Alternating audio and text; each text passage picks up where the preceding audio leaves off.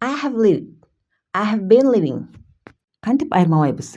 Салам. Бүгүн англис тилиндеги көпчүлүк алмаштырып жүрө турган эки чак жөнүндө сүйлөшөбүз. Алар present perfect simple and present perfect continuous.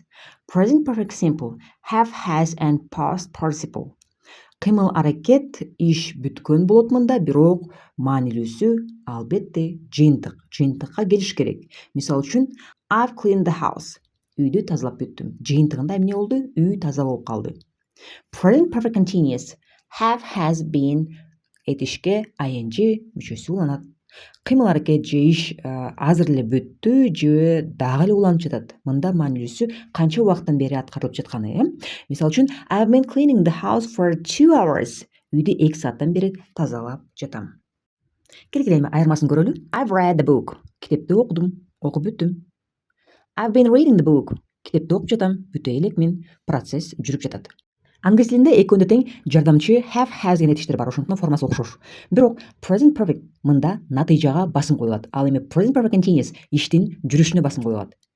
Эми сен эки чакты оңой айырмалап сүйлөйсүң деп ишенем. Мисалдар менен машыга бер, ошондо эсиңде бекем сакталат. Комментарий калтырып, досторуң менен бөлүш. Көрүшкөнчө.